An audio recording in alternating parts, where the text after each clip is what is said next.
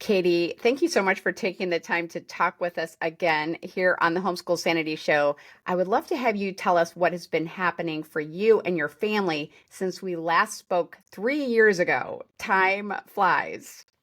Well, I've launched a kid out of high school, so that is significant. I have four kids. They're currently 10, 13, 16, and almost 20. And so, yeah, in 3 years, we got the oldest is finished with high school. He decided against college debt and started his own business doing video production. And, number two is now driving, has a job. She sets like massive financial goals for herself. She's like, I think I'm going to have two, maybe three, maybe four jobs this summer. And I'm like, whoa. Wow. So they're very different people. Oldest is a boy and the second is a girl. That may have something to do with it. Um, but yeah, and so we're in the stage five parenting, I guess I usually call it, parenting a young adult. Yes. Well, it's exciting for sure, and Mhm. it has its own joys and challenges, but Exactly. congratulations on that.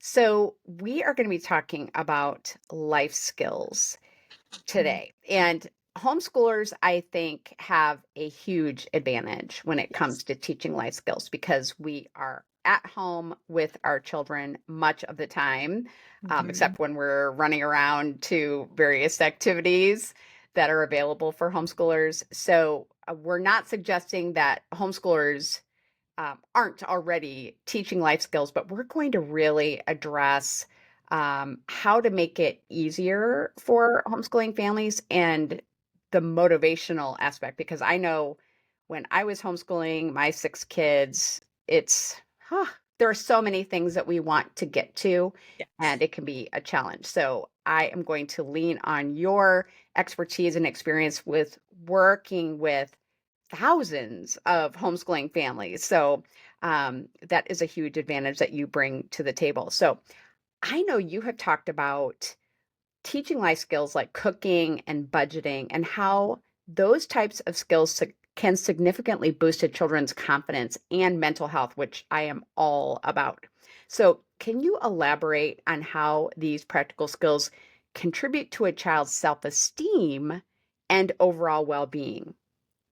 One of my favorite soapboxes is the anti-participation award soapbox. And, there's participation awards in things like soccer and dance, but even at home, if we do things like say good job all the time, we're basically participating in that like everybody gets a ribbon kind of culture. And kids see through that. They Hmm. see that it becomes empty and the praise then means nothing. And so they're sort of left wandering mentally, going, I wonder what I do that does matter. Hmm. And so, in order to have genuine self esteem and genuine confidence, we have to give them something to do that Mhm. matters, which means Mhm. they need to have skills that they're trained in and they need to be able to see the impact that those skills are making. So, feeding a family. It is so clear that you are literally keeping someone alive with that skill. That one, doing laundry might feel a little less impactful, but Mhm. nonetheless, if you're doing something well, I mean, we know that feeling as an adult, like, I got through my to-do list, I was productive, I can see the room looks good and it feels good. Kids feel that too. Mm. They love the feeling of even if they've decluttered or organized one little shelf of their knickknacks or their Legos or something, they can see and feel the result.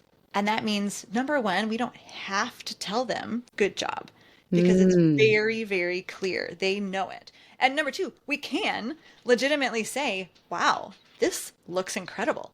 And Mhm. it's genuine praise. And so when we talk about kids' mental health, one of the theories on why anxiety is increasing so much these days is that kids aren't agents of their own destiny. Mm. They don't have things that they can do, or parents are helicopter parenting and they're like taking everything off the child's plate. We feel we're keeping them safe. We're actually making them very anxious because then they feel if a problem happens, I need mom or dad to fix it.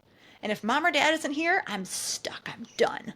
Right? I have Mhm. nothing within me to be able to solve these problems. And so that's another reason why I think cooking and life skills are wonderful because they're very low risk ways to encounter problems, fail, and learn to get through that. And that's how we build that muscle of resilience. We've got Mhm. to give our kids problems so that Mhm. they become problem solvers. Mhm. Excellent. And I I was just thinking I might have to ask you to move over on your soapbox so I can join you Oh, there because I really have the same philosophy, and it is so important that we don't try to protect our kids mhm. from anxiety that comes from just not knowing for sure if they can do something. Yeah.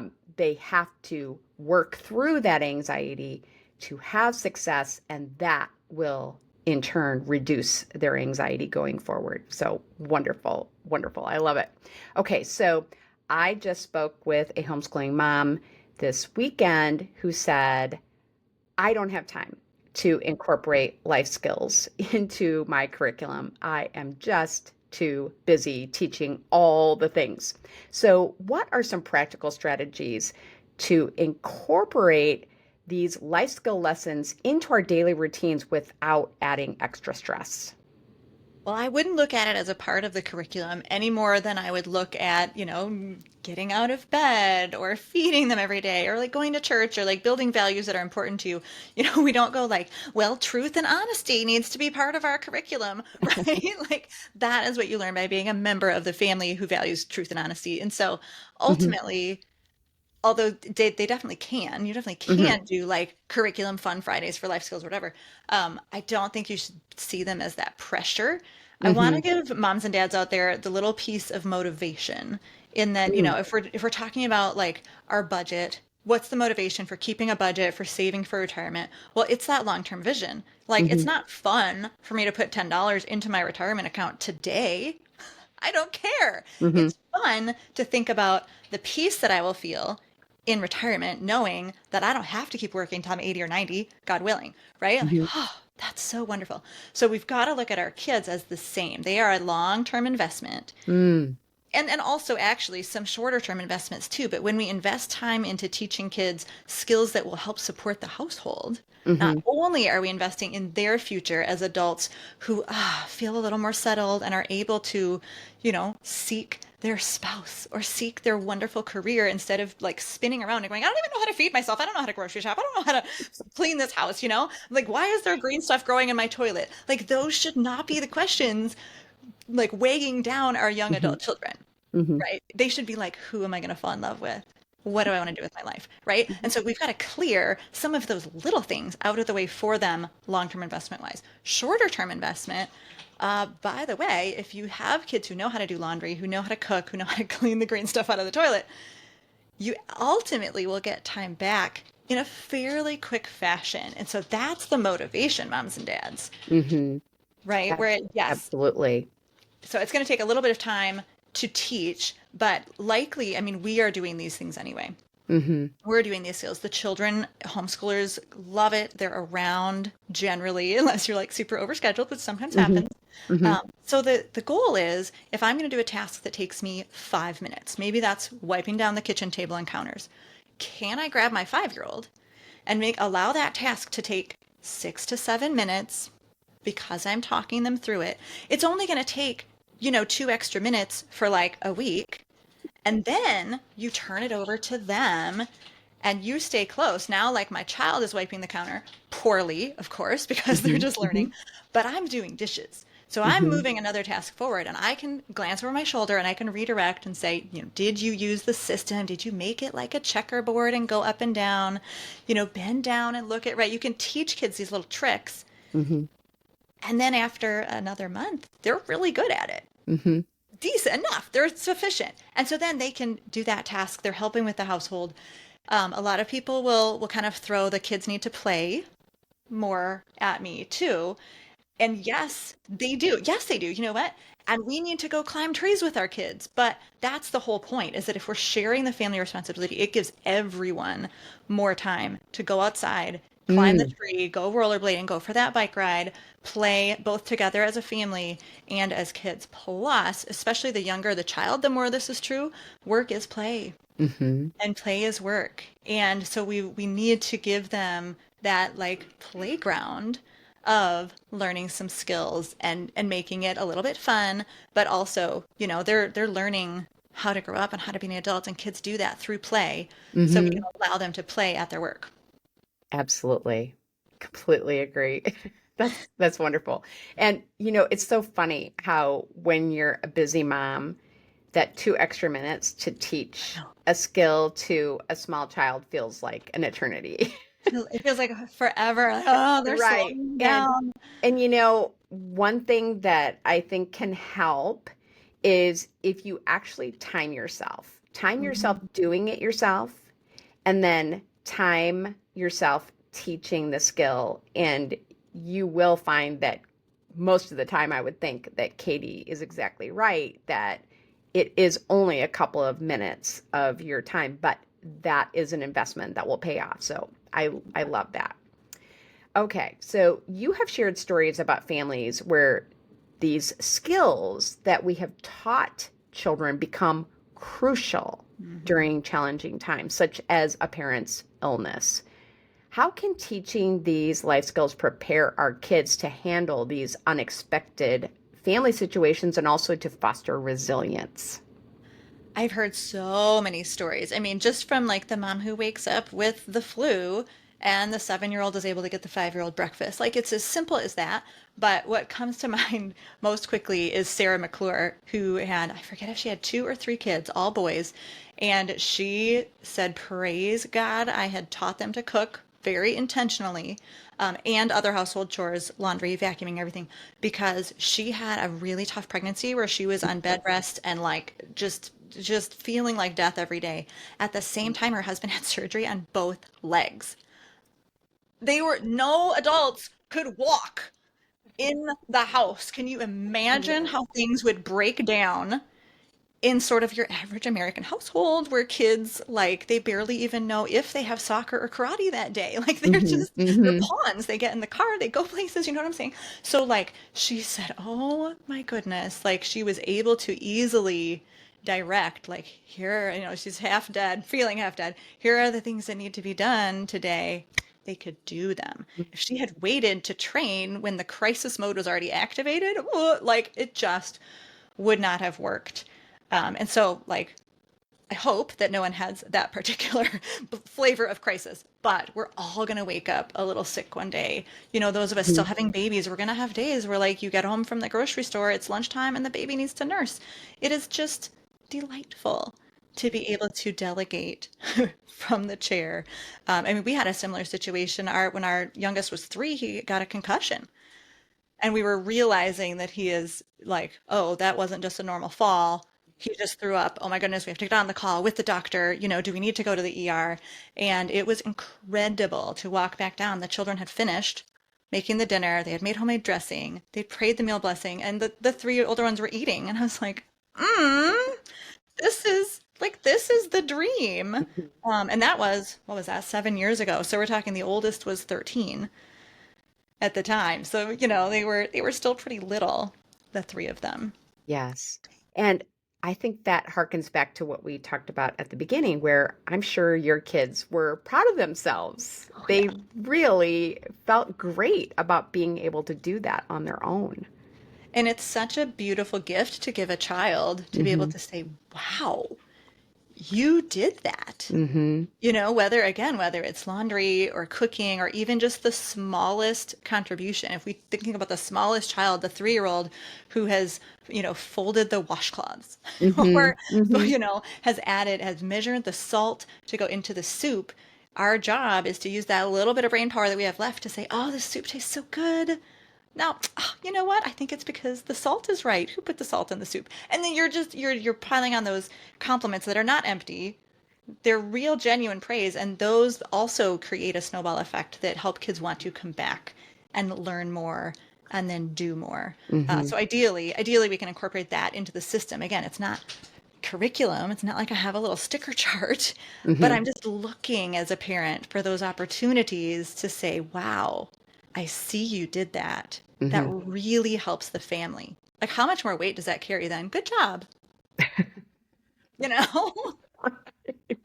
So, Yes, it's super memorable for them. yeah. So I do think that is a great picture that we can hold in our minds when we're thinking about skipping over the training of these skills because, oh, it's going to save me time. I think it just makes it all worth it, even if it does take you quite a bit longer to teach them initially. And to Okay. keep up on them, like Yes. truth be Yes. told, they might need reminders to Oh, do the yes. chore, and that can be mentally exhausting. Hmm. But that's where you like have a code word with, your spouse or whatever, like how do we remind each other like this is worth it? It's hard, but it's worth it, like Yes, I would say that was probably my biggest challenge was monitoring, evaluating the chores to make sure that they had been done and not just, oh yeah, yeah, I cleaned the bathroom. Mhm. That would get a little bit demoralizing for me because then I knew, okay, this child really didn't do the job and I have to bring them back in here and Yep. make sure that they do it.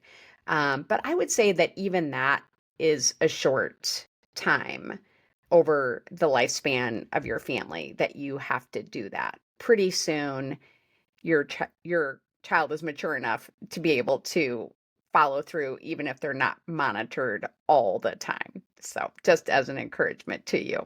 Yes, definitely, definitely. My two older ones, I'm like, well, I can give them any task I need because they are going to be detail oriented. They'll get it done. Correct. I Yeah, imagine there are actually some personalities who like never quite get better. Like the ones who just maybe. always want the easy way Could out. be. Just hopefully no one has too many of those. Right. Right. You can do it, you do it like one or two. Yes, you are right. Okay, so now I want to talk about the struggle with the balance between fostering independence on one hand and ensuring safety on the Mhm. other. And in particular, I can give you an example where this was an issue for me. I for some silly reason, I was very nervous about my kids using knives when they were younger, and I so appreciated that you had a knife safety course, that was free, for parents, and I loved the techniques and the strategies, for teaching kids how to use knives safely, but I have to tell you something so funny, I think that makes a larger point, which is that when my son got older, I put him into a cooking class with his sister at a homeschool learning center just because that seemed like the most fun class that he could take during that period of time. Sure. Um, and I was nearby at a local library while they were in class, and I get a call that my son had been cut in in cooking class and had fainted. And I just thought, what in the world? But it turns out it was so minor, and he just fainted at the sight of blood. And Right. my larger point in saying this is sometimes we're overly concerned about something like that happening when it's really minor. Mm. You know, I mean, he barely needed a Band-Aid for that. Um, and a lot of times that is what we're talking about. You know, our kids are not using chainsaws in the kitchen. They're not gonna, lop off a limb. So I think a lot of times we have to just say, hey, is it worth the risk of a minor injury, which will be very instructive for our kids for the future? I'm sure my son is not going to cut himself with a knife again, not in a long time. Yeah. So what else can you say to help parents navigate that balance between teaching skills and safety? We've touched on it a little when we talked about anxiety. So when Mm, kids aren't mhm. allowed to do things, we think it's keeping them safe. It's actually increasing their anxiety. And honestly, it makes them into more unsafe individuals. So imagine handing a child car keys or honestly Mm, a cell phone. I mean, we've all seen Jonathan Haidt, the author of Anxious Generation, is saying we are trying to keep our kids so safe in their physical environment, and yet we are allowing them on the internet, which is the most unsafe place for them is far more unsafe. And mhm, so, and I know he founded the Let Grow organization with Lenore Skenazy, author of Free Range Kids. I love her. She calls it a beneficial risk that mm, kids need to climb the tree, use the chef's knife, mhm, walk how many houses down, how many blocks down in their neighborhood, all the way to the store, do a transaction on their own. They need to do these things to basically inoculate their system that they are capable. mhm. And kids like automatically know, like if you say you're allowed to climb the tree, they automatically will not go straight to the top on the first time. They'll go up a little bit and be like, okay, interesting. And they'll come back down. Then the next day they go up a little higher. Most kids sort of do that. They do this like rubber band thing where they go out a little bit and then they come back Hmm. to safety zone. They go out further, they come back. And so if we don't let them do these things when they're little and medium sized and teenagers and whatever, then all of a sudden they're going to have driver's licenses and cell phones and they will not know how to handle themselves at all. So we have to build up, again, it's sort of that muscle of risk Hmm. via the beneficial risk for just literally their physical safety, for them to be better at doing hard things, but Hmm. also for their mental health. Because again, if they have never taken risks, number one, when bad things happen, they don't know how to deal with it. And number two, they actually feel more anxious. No kid could articulate this. They're not going to be like, Mom, Dad, you're doing too much for me. I'm feeling really nervous about that. Hmm. Hmm. But but it's how our brains work. Where Hmm. maybe if the fence is too tight, if the boundary is too tight, all they're doing is looking around like where can I go? I'm not even sure. If the boundaries are too big, if we set no boundaries, they actually have anxiety as well. So we need to figure out where are some safe boundaries Hmm. within which our kids can make choices, within which they can have beneficial risk. And then every year of age, those boundaries get a little bit bigger so that they're learning, just like weightlifting, right? You start with 10 pounds and you do 15, then you do 20. It's the exact same thing with risk. And we have to give them physical risks. We have to give them ways to fail and let them work through that so that they can take bigger risks. Again, keep those car keys and those cell phones in mind. Parents, Hmm. if you don't have kids of that age, or if you do, you can look back and go, oh yeah, like they totally needed all of those experiences and responsibilities to be a driver whom I can Hmm. trust with the car keys. Hmm. And along with that, I was often thinking that I would rather have my kids be trying things and making mistakes while they're in my home. And Hmm. I can help them work through the consequences of their choices. Where once they're out of the house, they're going to be less likely to call me or be in person with me and my husband to kind of do some reconnaissance work on whatever it is that they have experienced. So um, be thinking about that as well. And I absolutely love your advice on that. I mean, we really are speaking the same language here, For Katie. sure. So I want to move into talking about a resource that you have available for homeschooling and other parents that I didn't know about until fairly recently. And I am really interested in it. The truth is, I need to know more about exactly how it works, but it is a life skills camp. So, can you tell us what is involved and how it works? Well, our Life Skills Now summer camp, it really answers that question of how do I find the time to fit this into my curriculum?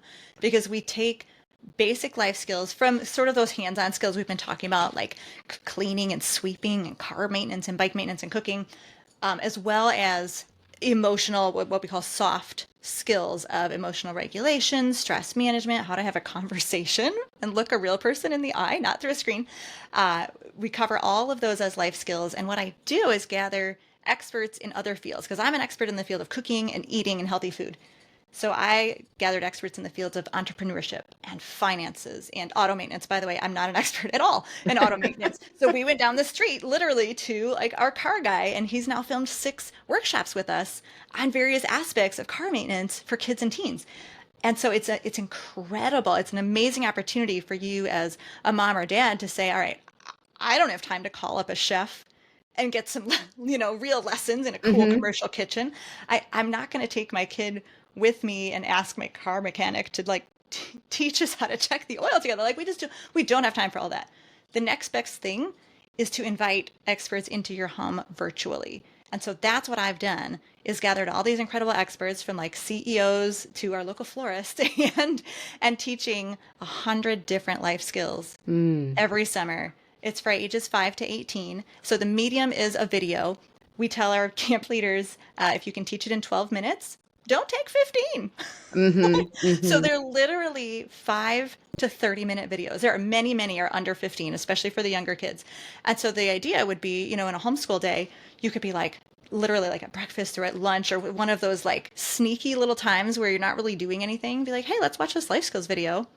You don't have to watch it with them. You may. You can mhm, listen as you're doing something else in the background. And then every camp leader at the end gives the kids a mission.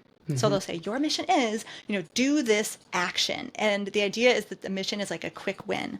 It's a 10 to 15-minute task they can do right away to implement that skill. So, yes, it's screen time, but it's mhm, anti-screen time, mhm, immediately where we're getting them off into the world. And the great thing is when the kids do feel that quick win and that sense of accomplishment, like, I did that. Some of them will then continue. One mom said, I couldn't believe it. My daughter ran from like jumped up, left her half finished breakfast, went and organized her room the entire morning. And wow. I know. And we had kids last year, we taught like bike maintenance, like how to wash your bike. And so like entire families of kids were out in the backyard, like learning about their Mm, gears and washing their bikes for hours.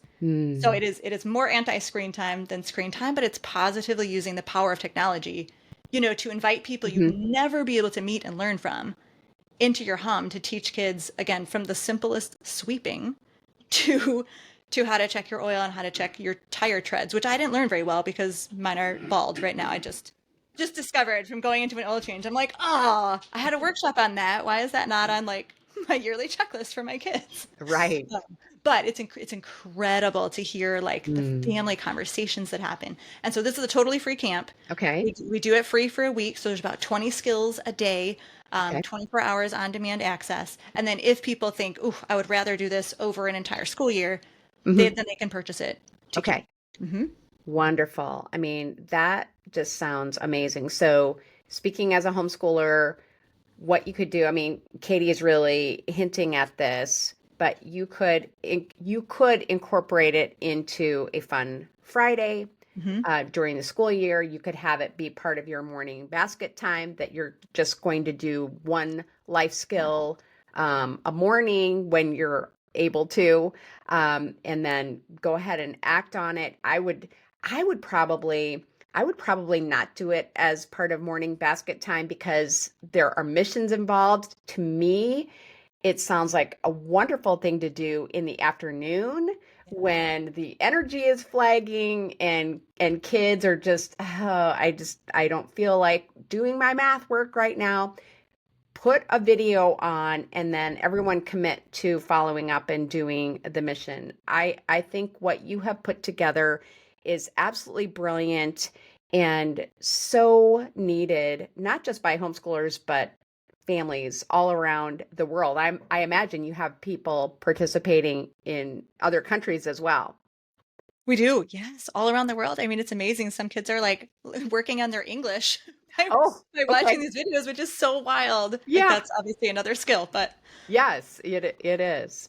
Well, I am going to be sharing information about how people can sign up through my link. You asked me to contribute a video, and I was very honored to do that. And so, my skill that I'm going to be teaching at camp is how to turn an acquaintance into a friend because many children and even adults struggle with that to know how do I do that?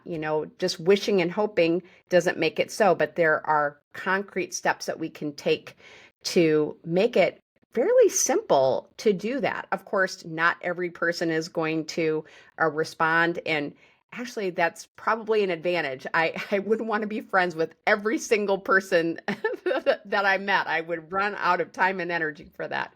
yeah. But I am hopeful that this will be a blessing to you and your family. Well, Katie, this was wonderful. I can't wait to share this with our listeners, and I'm going to give you the link after our discussion so that you can come to the show notes page and get more information. Thank you for taking the time to share this with us and just motivate us really to include more life skills in our home education.